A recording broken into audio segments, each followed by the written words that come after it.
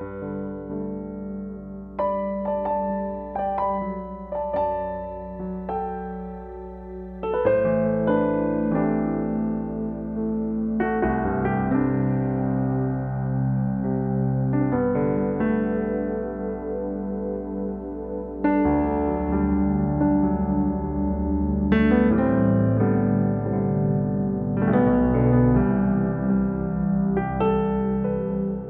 et sœurs en Christ, que la paix du Seigneur soit avec vous et que sa bénédiction demeure dans vos cœurs.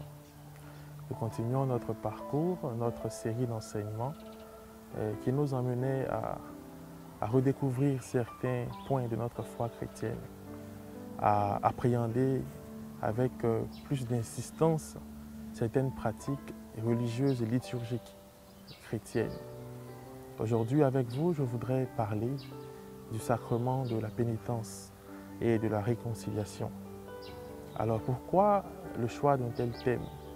Déjà, il faudrait rappeler que nous sommes pendant le temps de Carême, ce temps qui est, à proprement parler, un temps où nous sommes invités à revenir à Dieu, à nous repentir et à demander pardon à ce Dieu que nous offensons continuellement par nos péchés.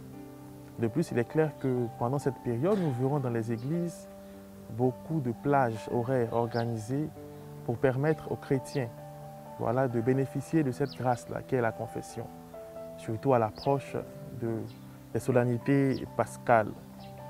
C'est pour cette raison que j'ai bien voulu aborder ce point avec vous pour qu'ensemble, nous puissions mieux comprendre le sacrement et surtout voir les conditions justement qui rendent ce sacrement des plus efficaces pour nous chrétiens.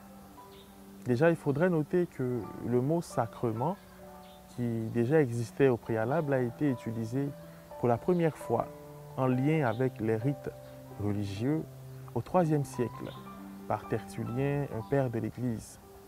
Et cette utilisation jetait déjà les bases du sens théologique moderne attribué à ce thème. Un sens qui a évolué au fil des siècles, au fil des années, en voyant l'intervention des penseurs, des théologiens chrétiens, mais surtout de quelques grands conciles. On pourrait citer le concile de Florence, le concile de Trente. Aujourd'hui, nous pouvons définir un sacrement comme étant un signe efficace de la grâce qui va nous conférer la vie divine.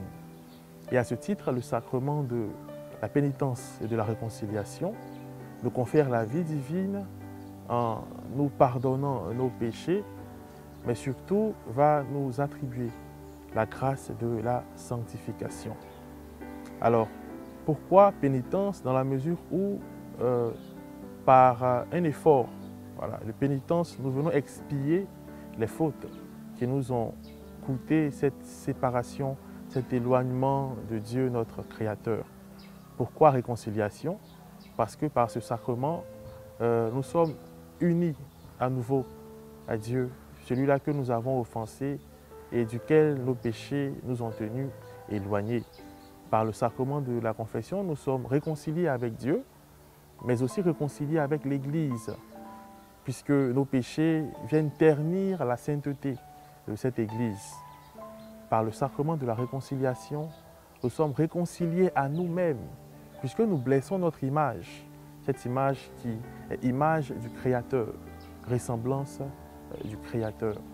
Par la confession, nous sommes réconciliés avec nos frères, dans la mesure où un lien étroit existe entre nous, si bien que les péchés des uns sont nuisibles pour les autres et les vertus des uns sont profitables aux autres.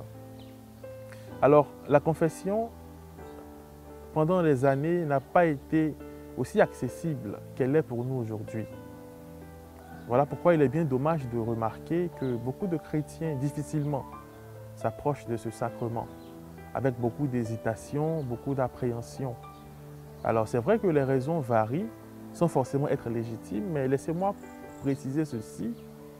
Alors le sacrement de la réconciliation, le sacrement de la confession est un sacrement légitime et ne saurait en aucun cas être attaqué dans la mesure où nous l'avons reçu de Jésus lui-même.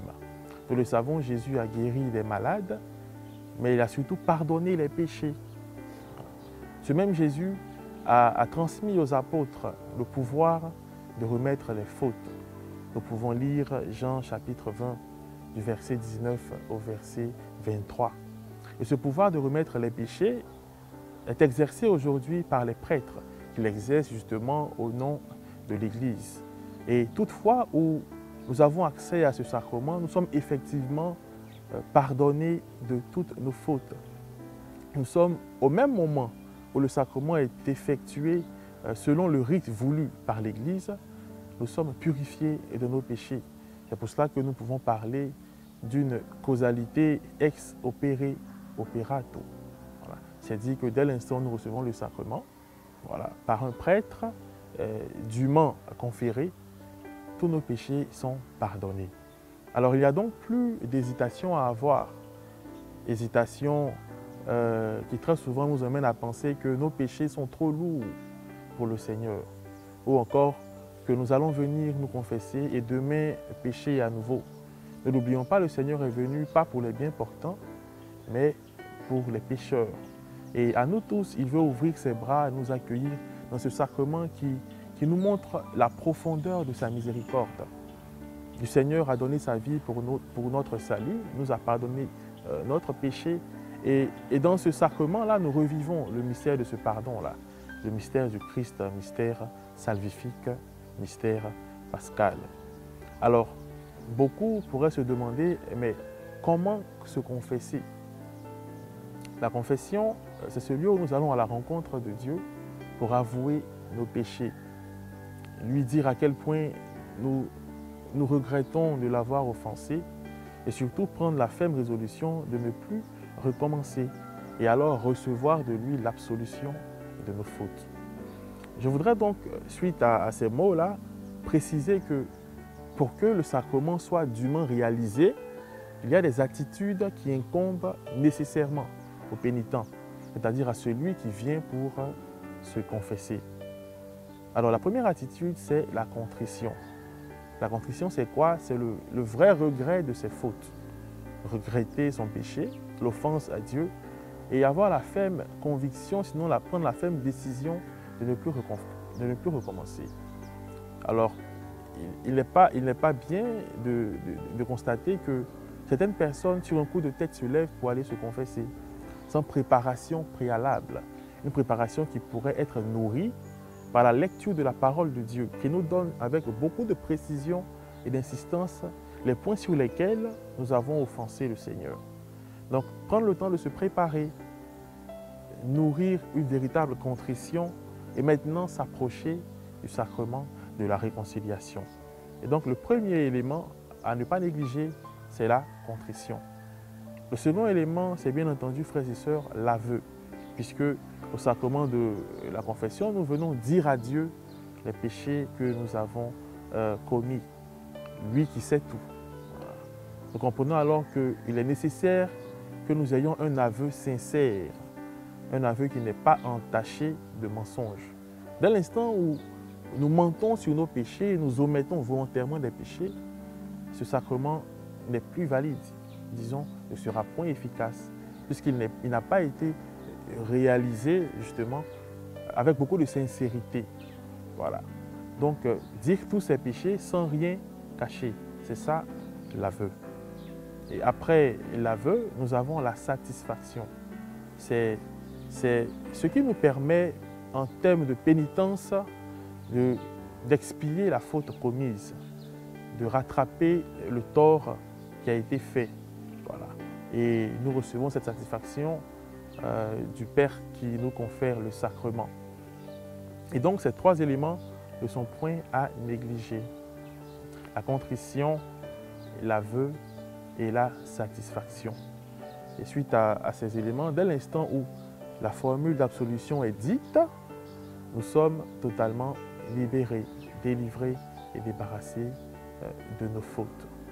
Alors, voici ces quelques mots que je voudrais vous adresser pour vous inviter à renouer déjà avec ce sacrement qui, de plus en plus, tend à être négligé. Le moment est opportun puisque nous nous rapprochons de la solennité pascale. N'oublions pas, nous sommes tenus de communier au moins une fois dans l'année, à Pâques. Et nous sommes tenus de nous confesser au moins une fois. Et cette confession, naturellement, c'est la confession pré-pascale. Saisissons les opportunités qui nous sont données dans nos paroisses, dans les échéances prochaines, pour nous réconcilier avec Dieu et amorcer véritablement ce chemin de conversion. Que le Seigneur qui voit dans les cœurs nous aide à surmonter toutes nos difficultés et nous conduise lui-même à marcher sur son chemin, lui qui règne sur les siècles des siècles. Amen.